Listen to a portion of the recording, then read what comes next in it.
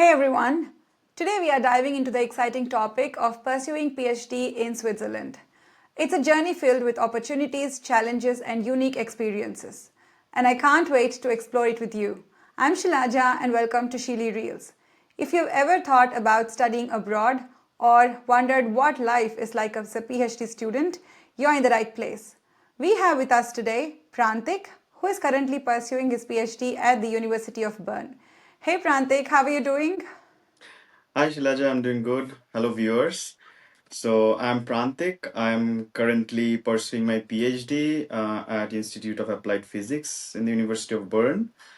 And just that before we start or begin with our session for today, I would like to thank Shilaja for inviting me to her channel because what I feel is like I'm also really grateful to her since he chooses to call some like PhD candidates also to speak over his channel and share their experience because back then when I was applying for my PhD, I also searched for YT videos, but unfortunately there were not a lot of information I could gather at my times. So I think like it's a great initiative from her side and from my side to like what I can do my best, I will try to share with you all my experiences and any related questions that Shilaja asks me in our further session. Yeah. Thank you.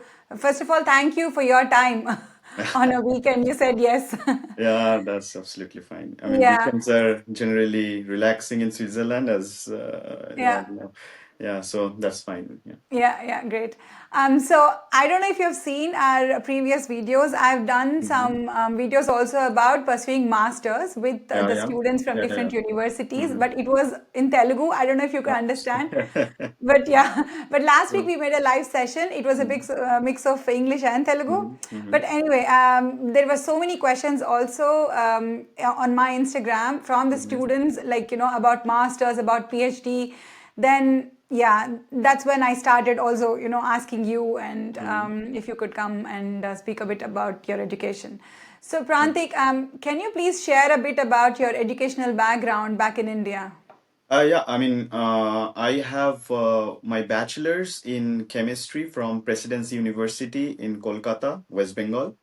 And Mm-hmm. then I pursued master's from IIT Tirupati, and then Okay. also in chemistry. And then here I'm doing my PhD in applied physics in University of Bern in the Institute of Applied Physics. Yeah. Okay. So which year are you in now? It's 4 years, right? It's 4 years. I have already completed 1.5, more than one and a half here. Okay, Yeah. okay. So, what sparked your interest in pursuing PhD? Was this always something that you wanted to do, or you decided later, or how did it start? Technically, it was all back in the mind to pursue PhD, but yeah, it's obviously like when you are at your break points of your life, let's say you do your higher secondary and then you stop yourself and think that what should I do now?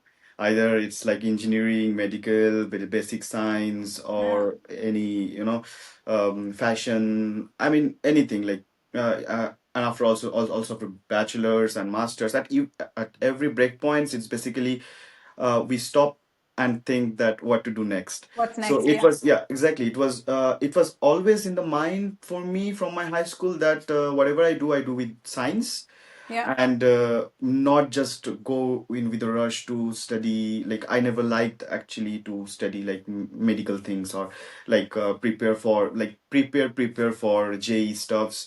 So I was really into the science thing, and in the back of the mind, I was like, yes, whatever I do in future, I don't know what I do, but I do something with the science. Okay. So So, your interest was always into the same subject. Okay. uh, not like for me, science is not like physics or chemistry or maths, like Mm-hmm. what I think, because I come from a chemistry background. Now Yeah. I am actually pursuing it in physics department in University of Bern.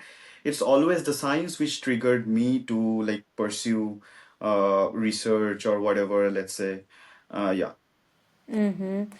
Yeah, but why did you choose Switzerland? I know here the research in Switzerland is great, but back then, why did you wanted to choose Switzerland for your Uh, PhD? mm, Actually, I had not gathered a lot of information about Switzerland as a PhD option here. Because whenever you ask someone in general, like, what do you do, where do you like want to do your PhD, like, most of them says I'll do it from US Yeah. or let's say Germany. But I myself or haven't heard about like Switzerland as a PhD options, as a PhD Mm, option. So and no one speaks about like PhD in Switzerland. I mean, it's very exactly. much Yeah. uncommon. So, but when I was in IIT, so my professors, my supervisor, and along with some other three or four professors to whom I was closely associated to, they said that since you are seeking a PhD abroad, so always keep Switzerland as your priority Wow. because Okay. it is because they also did their postdoc, let's say from EPFL, some of them did from Ah. ETH. Yeah. So they know actually the thing is who have been into this place doing the Yeah. research things, they actually know where the research actually goes because Yeah.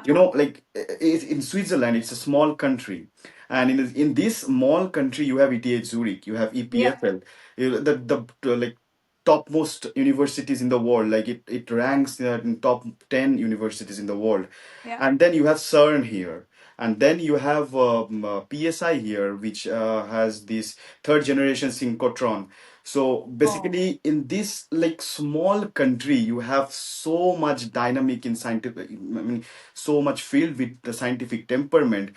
So Mm, if you are just don't know things what Switzerland is with the technology, then you don't know like the right place to what is the right place for you to be in. yeah. So basically, I was guided for sure by my professors back then when Yeah. I was in IIT. So and then I started researching because the only name I knew was ETH and EPFL Yeah. because they Yeah. are world class institutes. And also the professors said that apply for University of Bern, Basel. They also are like fall under like top 100 universities in the world. And also like when these institutes are amidst of like big universities, you always get to know great people. You Mm, know the great minds, how they think. So automatically when you be in the small place with very good like minds, it automatically enhance your the learning process and the research aptitude and so on. Yeah. yeah. Yeah. Yeah. Great. It's also very nice that you have professors who had already some experience. Yeah. Yeah. Yeah. About this country and yeah. Good. But have you applied to different universities, or was it Bern, University of Bern, or ETH, or And for Switzerland, I applied ETH, EPFL, yeah. University of Bern, obviously, Yeah. and University of Basel.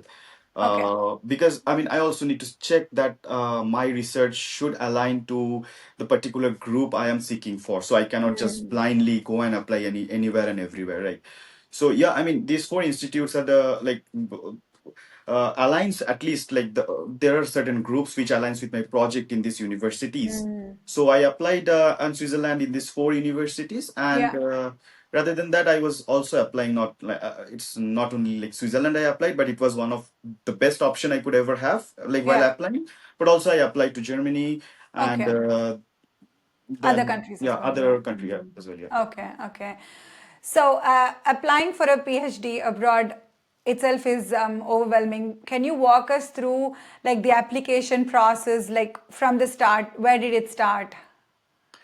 Basically, when you plan to do a PhD abroad, uh, there are two things like when you apply for Europe and when we apply from US, like uh, Mm. Europe has no deadlines for like you like you're not bound to fill up the form or application, let's say from October to December, what it is in America. So in Okay. Europe, it is all over the year. Whenever and there is a position from the group you seek to join, they will advertise in their website or LinkedIn or Twitter, whatever, let's say. And then if there is an open advertisement of the project, you can immediately apply for it.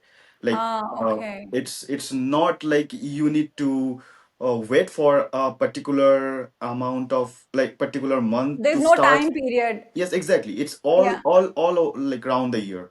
So, so whenever like you think that 6 months after I will start my PhD, so 6 months before you start checking with the websites, you start checking with the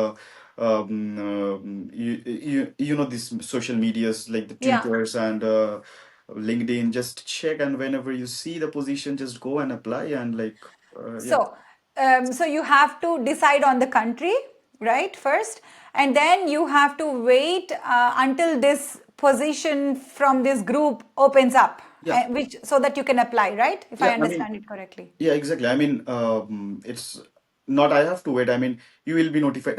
Let's say when you are in a searching process, like you will Yeah. come to know that, let's say in Switzerland, this university has opened this position, and if it Okay. aligns, and then Into your you prepare interests your and CV. something. I mean, you have already prepared your CV and let's say the Yeah. SOP, and then you apply to it, and then you have to wait for like, and also that's a big thing. Like US, you need to pay for whatever universities you like apply for, but Mm-hmm. in Europe, when you apply, you did not to give any money like from your Mm. side. So that's a good thing, also a bad thing, because Okay. when in USA you apply with your money, so basically you like they are bound to say you that whether you are selected in that university or not Mm.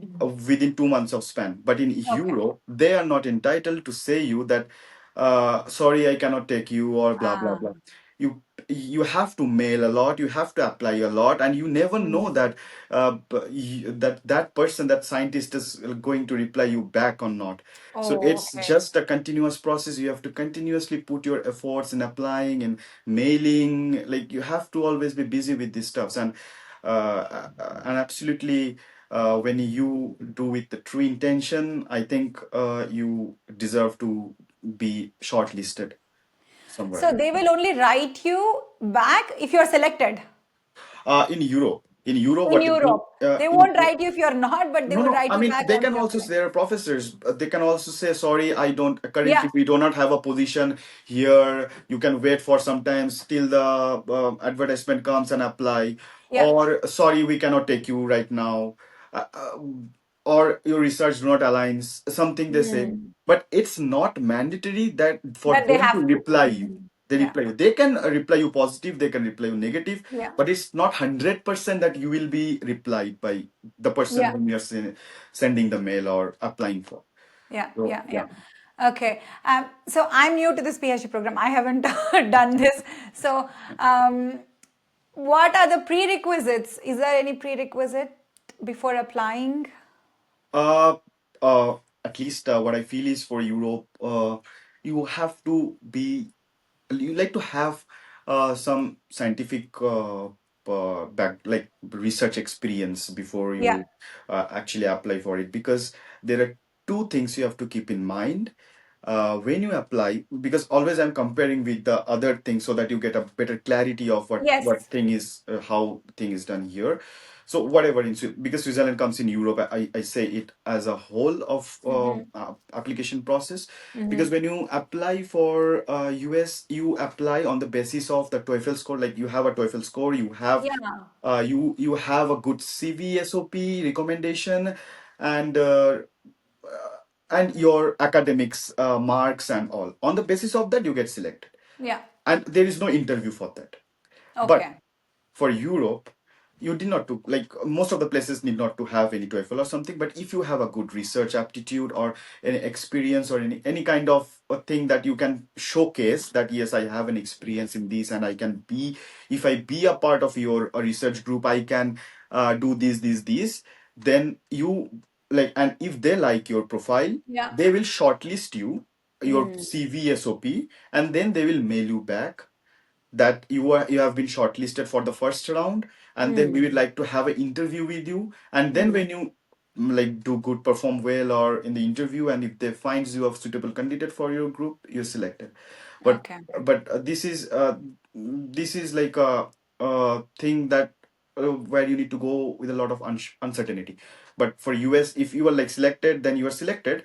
but you don't know under whom and what you're going to work with. It's one Okay. year you have to wait. You have to do teaching assistant. Oh, You have to like visit many labs, do lab rotations, work at different labs, and then you choose a professor. And also depends that if that professor is willing to take you or not.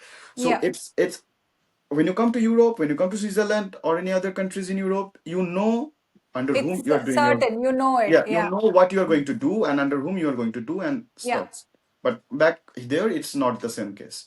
So Mm-hmm. that's why they very clearly sees that what qualities you have grown up, like as your scientific temperament, like what qualities you have, will you fit in my group or not, or does it align with my work or not. So they shortlist in a way so that like when you come you can really focus on what you can do because you have already gained some experience or insight on that. Yeah. Yeah. So, yeah. But for certain universities, they do also ask for TOEFL score, right? For the language, But yeah, I mean, they can ask they can. what Yeah. TOEFL score. I mean, it's not mandatory, I would say. Yeah. But if any university asks for TOEFL score, Yeah. then it's a different issue, well, different case. Exactly. Yeah. And then you can just, I mean, if you are selected and they just ask you to give a TOEFL score, it's not mandatory to have a very good TOEFL score. You Yeah. just, you Yeah. just you have to pass the test. Like you have to put Exactly. a decent score Just to so show. that you Yeah. can upload it. But Yeah. mostly in Europe, since English is not the criteria to like as a main Mm. language of communication, they Yeah. do not actually ask it because Switzerland people mostly they speak German, and Yeah. then like different countries have Yeah. different And speaking different communication languages. languages. Mm. So if they also ask for English as your communication skill to prove that you are proficient in English, I mean, they can just ask you to show some proofs that Yeah. you have done your education in English back Yeah. in your masters from your university, and that works most of the time. At least when they ask me to show some English proficiency, I just uploaded that I my every courses, bachelor's, masters were done in English, and that Yeah. certificate I just gave to the not to the university. They just ask when the during the visa process. So Yeah. it's yeah. Yeah.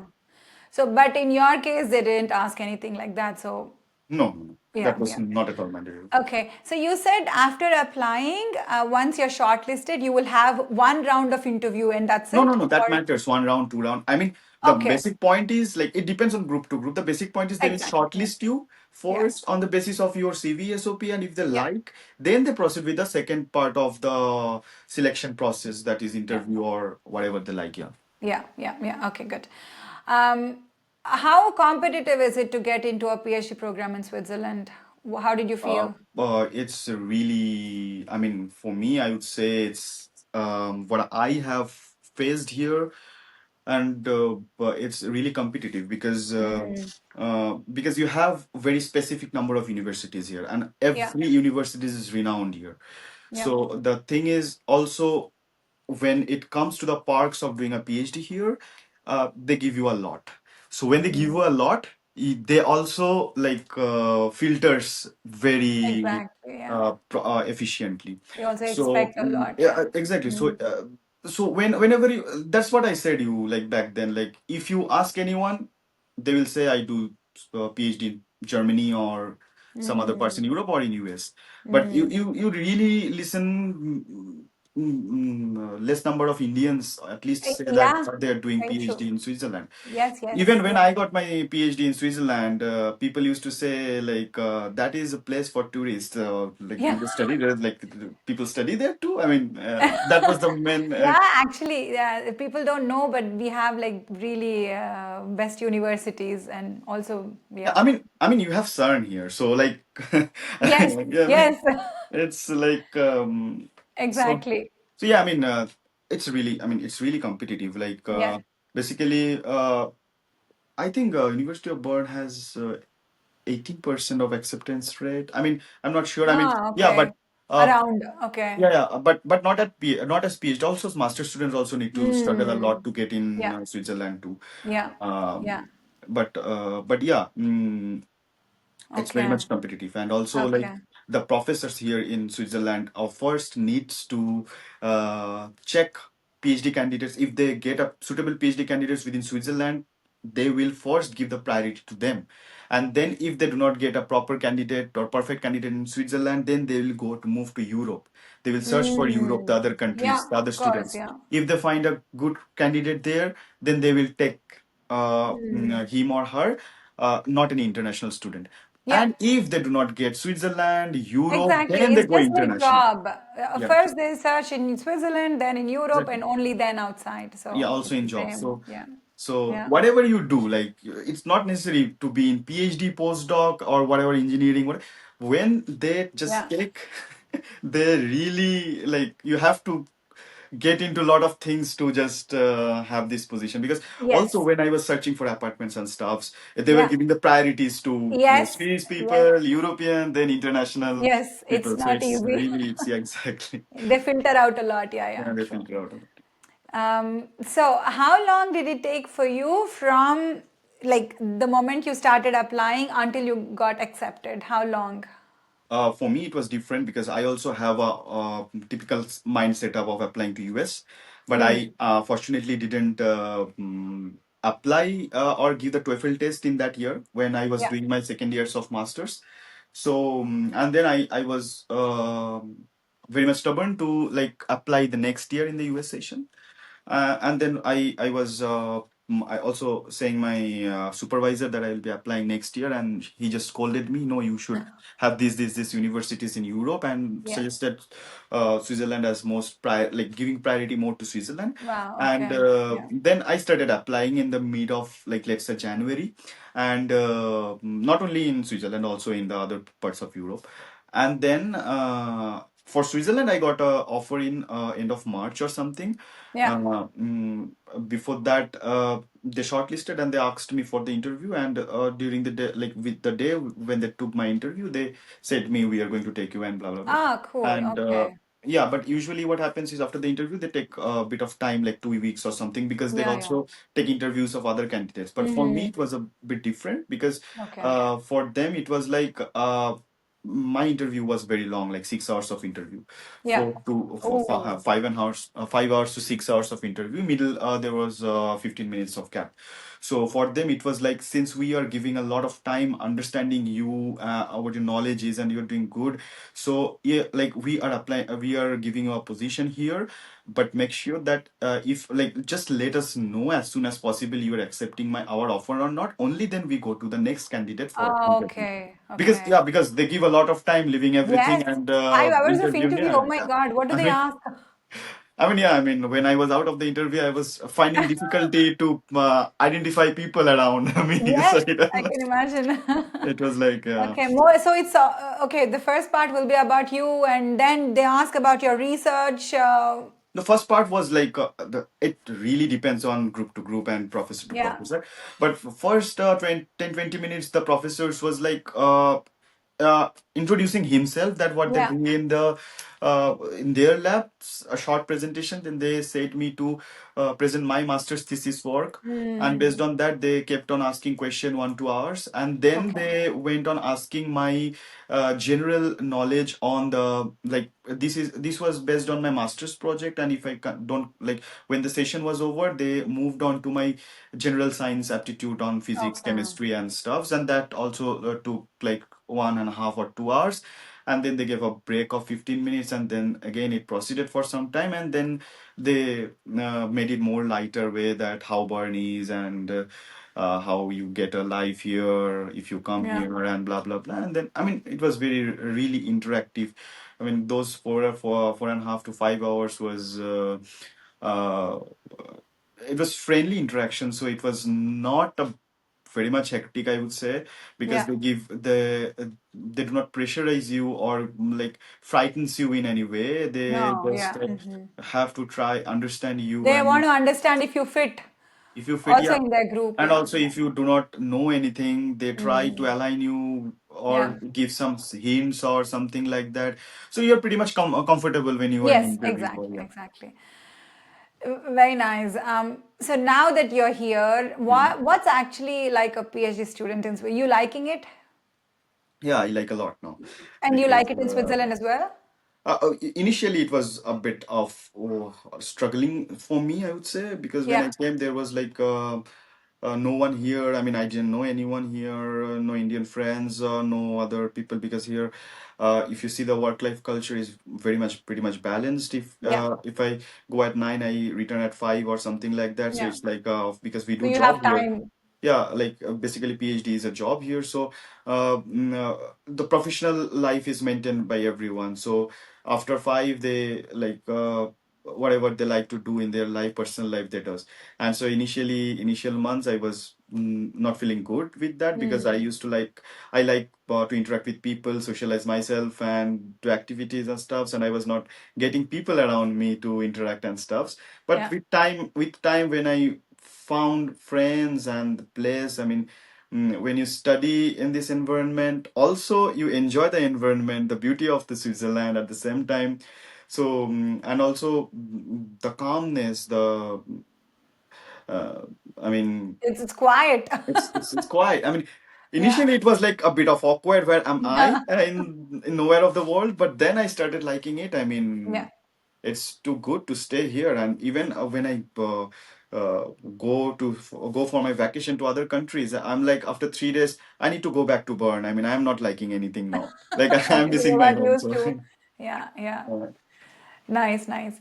Um, so I mean, I asked the master students, and they said the permit that they have is B, but that's only for education. No, they can't work or something like that. So, what is the permit that you get when you are you also get a on PhD? B permit, which Okay. needs to be renewed after 1 year each Yeah. year, Yeah. because the contract, I don't know about the real work culture here, like work, because we get a contract of 1 year and it gets extended Yeah. every year. Every year. Yeah. So, like, the residence permit, you need to do with the same. Like, when your contract gets renewed, you renew your residence permit at the same time. Mm-hmm. So, this is but we as a PhD, we are, at least me. Some of them Yeah. also are 100% employed. Yeah. Me, as 75% employed, I can also do Oh. 25% of my employment in anything. I'm free to do that. But who are 100% employed here as a PhD can, no, has no other option. So yeah, it depends. Yeah. But But you are with B. yeah, Is it? Yeah. we all as a PhD here has a B That would be, permit. yeah.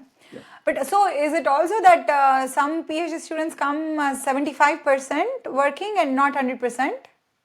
No, majority is like 75%. When you have some other grants with you, like Marie Curie or something like that, that in that case, one of my friend has 100% Okay. like employment. Mm-hmm. But it's not the usual case. The usual case is like 75%. When you get a funding from Swiss National Science Foundation, it's Yeah. 75% you get as a, yeah. But is that enough for you if you have 75% employment for the living? Yeah. I mean, the person with the 100% employments also gets the same salary as we do. Ah, Like, okay. kind of same salary. I mean, there may be minute here Yeah, and yeah, yeah. Okay, that, okay. yeah. Mm-hmm. Yeah. But for a single person in PhD, I think it's like, It's as of, good like, enough. I mean, Switzerland pays you the highest in the world in Yes. PhD. Yes. So, but if you compare with other countries, their salary scale, it's very high. Very So, high. But also the expenses are high. But also it the depends on expenses how are you, yeah. also the expenses are high. Obviously expenses are high, but you need to also check out what currency you are buying with. That is a Exactly. important thing. If you Yeah. bring Indian currency and say here that it's cheap here, so it will not work, obviously. No, no, So no. yeah, it's also, if you bring euro here and franc, I mean, there is a difference of like Yes. three Yes, four yes. by 3 4 factor. Yeah, And then yeah. yeah, like, that also depends, like, how what currency and how you spend your living. I mean, every day if you go and eat in the restaurant, Yes. or every day if you spend money on drinking or blah blah blah, then obviously any part of the world will, like, whatever you get, how much you get in You whatever, end up what do you spending do, everything. you Yeah. exactly. Yeah. So, if you lead a decent life, if Yeah. you cook for Then, yourself, mhm. and also, I mean, balance your life with everything, I think you have a great life here, whatever Yeah. you get here, basically. Yeah, yeah. And so were you already prepared with the expenses in Switzerland like before you came here, or was it a bit of surprise? No, technically, I knew things because, as I said, the professors were also, few of them were postdoc here, and then they So, said, yeah, when you get in PhD or postdoc, whatever you do, you need not to think with other cases. Just focus on your study. Everything yeah, is super fine out there. So, but back of the mind, my parents and stuff, because it's normal. Like you go in a country like yes, Switzerland, where everyone speaks Switzerland is like uh, one of the most expensive countries yeah. in the world, and you're going there for your studies and stuffs. And how do you survive there? My father said that my father didn't believe that like the salary is this and that, and he Yeah. said that I need to give like let's say X amount of money every month for you to let you survive Oh, there. I yeah, yeah, I yeah. I strongly believe that. So I after 1 month of my savings and stuff, I said you were wrong. And this, Yeah, yeah. so yeah, He must be happy. yeah, yeah. Yeah, yeah, very nice. So what about the health insurance? You had to take health insurance before you came here, or you took it here, No, or? no, no. You need to take it here, and that's mandatory for everyone to. I mean, I think everyone in Switzerland staying or living here needs to take the health insurance. Yeah, yeah, but I heard you can also take international health If you are insurance a already master from India. student, maybe that's applicable for them. Ah, okay, Uh, okay, yeah. because one of my friend who also he was here for 2 or 3 months, or 6 months even. He took international insurance like Yeah, back from India. yeah. So, but when you're PhD, Mm. I'm not sure. I mean, I have not seen anyone taking like From international. India. I mean, from India. Yeah, yeah, okay, So yeah. okay. Yeah, yeah. Are there any cultural adjustments that you had to make? I mean, they do skiing. Indians do not do skiing. They do Yeah, hiking. We are not that into hiking, yeah. trekking, and like yeah, these kind of activities. Which I mean, it's interesting. I mean, you get to learn a lot. But I mean, But other that's than where that, we miss out on socializing, right? A bit, since you exactly, don't do exactly, much of the things. Yeah, yeah, yeah, exactly. So, yeah, yeah, and that's a bit of a hard part of life. yeah, I must admit, but yeah. at the end of the day, I mean, you need to adapt with the new things. Yes, yes. So, in your group of PhD group, are there any other Indians, or you're the only one, or I'm the only one. what is the, where are the Indians, students from?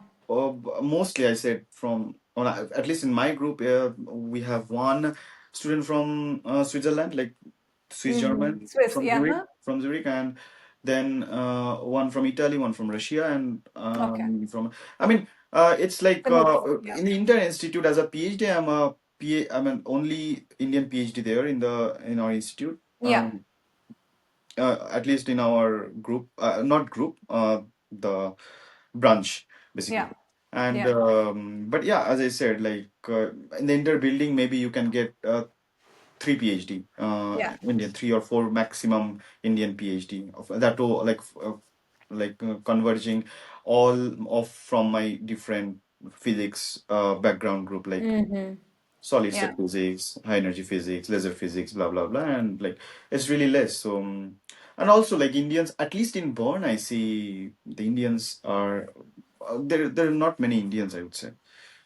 But you have a small group of Indian Yeah, students from University of Bern, or yeah, yeah. Yeah. I mean, we know almost every Indian from here different living here departments? from different department. We know everyone kind of, Yeah, and that's why we can say that there are not a lot of Indians here. Like if yeah, you yeah. compare them, because we know everyone here. Exactly. Yes, Exactly. yes. So It's a small that's why. group, so yeah, yeah. Yeah. Yes, that's nice. And what about the language? Have you started learning the language? I don't think you need the language for your work, but just, No, I mean, it's always everyone is suggesting me to learn this German language because if for long I stay here, it will be really beneficial. yeah. Because yeah, German. A lot of my friends are taking these German courses. I'm trying to learn German, but for me, I mean, I want to learn, but till now it's not possible. Have like, yeah, I mean, I in You have future to start times learning it. maybe start seriously thinking on starting Hmm. to learn German. Yeah, but for now I am no, I don't know German. Yeah, yeah, yeah. So you have 4 years of PhD, and what is it after you? Then it's normal, like you have to find a job, and then you get to live here. Otherwise, you have to go back or something like that. Yeah, yeah, yeah. I mean, whenever your contract ends, like you are nothing here, so you Yeah. have to go back to India, or I mean, you can stay for some times here, getting the unemployment benefit also here. Oh yeah. No, but only if you try to find a job in Switzerland, only then you get the unemployment benefits. Yeah. Like but that too, it's not sure that for how long you can stay. It also depends on the validity of your residence permit. Oh Uh, yeah.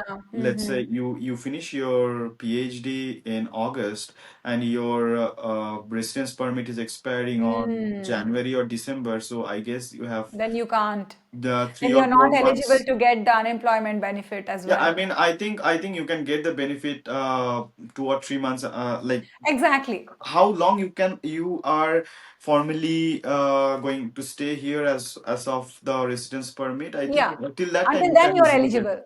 Yeah, exactly. Yeah. But I also need to check this thing out once because it's not the right time to really dig in. But yes, there is something you can also have this unemployment benefit. Yes, yes. But yeah. So you get unemployment benefit for 18 months uh, after your contract ends. And that's also like 70% or something of what you were earning Yeah, before yeah, yeah. on That your would be job. good. So you get that much for 18 months, but during that period, you have to get a new job because that's the only time period that they can support you. Mm. And yeah, again, it depends on your residence permit. If that Mm. ends, then they can't help it They with can't. Yeah, that. yeah. Yeah, yeah. That's true. Mhm. Yeah, okay, good. So, yeah, this is what I asked. And would you recommend students coming to Switzerland for PhD? I mean, yeah, why not? I mean, now I suggest everyone, if you get a Yeah, chance, leave any part of the world, just come here if you get a good yeah. university here. I mean, every university is good here. I mean, my point is not the good university. If you get a good professor, to get a good group here, you should obviously come here. I mean, it should be one of the option you should always have. Yeah. One, like, what do you think? Are there any, like, do you suggest something? People do some mistakes during application process, something like that. Any suggestions from your side to the? I mean, miss like when I have seen. I mean, I also used to do for uh, 1 or 2 week when when I initially started applying. I what I did the mistake I did on my friends or generally what people do is like you just prepare a CV, you just prepare a SOP, you see advertisement, just drop down the mail and you're done. And it should be Hmm, the way. you have to follow Like up. no, no, no, no. It's not about being following up whenever you make your CV or SOP or when you apply, you need to know because what happens is there are hundreds of CVs or hundreds of SOPs that are applied for that single position. And now when I see turn CVs of different person, there should be at least one or two CVs that should, oh, okay, let me see it. Like there should be a halt. Okay. So there should be a eye catch It something in should your stand out. application that will stand Yeah. out exactly. Yeah. So just not rushing with the application process. If anyone sits with this CV and SOP and where they're applying, what they want, does it really align with the application or not? If it's not aligned, change it in a way that it aligns at least. Like these are the small things that needs to be because they only search for those things in Yeah. their group when they select. Like so they need to this needs to be more crucially scrutinized when before the Hmm. application process because when you click the send button you can do nothing. Exactly. and Exactly. and Hmm. and and this happens every time you send a mail to anyone. You keep on checking your mail and you get depressed that no, I am not getting a reply back. and most of them not getting reply back because they're it's ignored basically. The CV and Yeah. SOP just been swiped away. They do not care about who you are and what you do. Yeah. So these are the minute things when you do like before So you applying. need You to should spend some time while preparing your CV and make sure it exactly. stands out. Exactly. I mean, for me, I have multiple CVs and SOP for every places I applied. Yeah. Multiple CV, well, the basic structure is same, but Yeah. every group does some different thing. Yeah. So I need to make sure that I fit in their group. They do not Exactly. fit it with me. Yeah. So every time I appear with a new place to apply, I also rigorously used to scrutinize my CV Exactly. and You SOP. you So that's why. you tweak it a bit. Yeah, exactly. Okay, okay, good. Yeah, one thing I wanted to ask you is about the rental. How did you find a place to stay? Already back in India, did you get find some place, or you had to come here and? Yeah, yeah, I already had a place before I come back, before I come from India. Because I mean, uh, you can afford to stay here. I think 15-20 days here. Yeah. Initially when you come in a hotel or something, but that was a bit of risky for me. And Uh, like I kept on searching with several places for apartments and stuff, and I was lucky to get one of this from India, back in India. okay, okay. So yeah, I mean, I when I landed here, I had already an apartment. Already an apartment. But what were the websites? Like usually it's homegate.ch or HomeGate CH, then Stu, I mean, at least in Bern, you have Stuo CH, yeah, then WG Zimmer, WG Zimmer. That is yeah. all over Switzerland, I guess, WG Zimmer.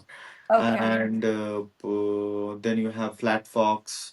Yeah, yeah, yeah. Um, yeah, I mean, Emo Plus, Emo, yeah, Comparis.ch. Comparis, Yeah, exactly. So these yeah. are the websites you can always look for, and also like whatever you do, like if you want to get an apartment, if you want to get a PhD, whatever, like you really have to give like time and like Do really homework. need to Yeah, search from your heart, like and you yeah. need to do research on how do I get that, because there were a lot of my friends also like they were struggling to get a place in Switzerland to stay when they come back, like come from India. They Mm. usually try to get the student lodge here in Bern, but Yeah, also like if in Zurich there is not a lot of option for students to have a student housing or something. So yeah. Bern is blessed in this side because you have a 4 or 5 student lodging, so you can just apply there and you get that. But getting an apartment is a bit hectic. You need to Yes, search and apply and stuff. Yeah.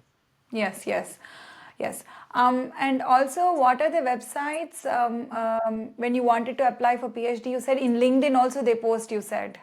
I mean, first of all, you need to know what you are working. I mean, Mm. I mean, you should also know that abroad, where your research is good.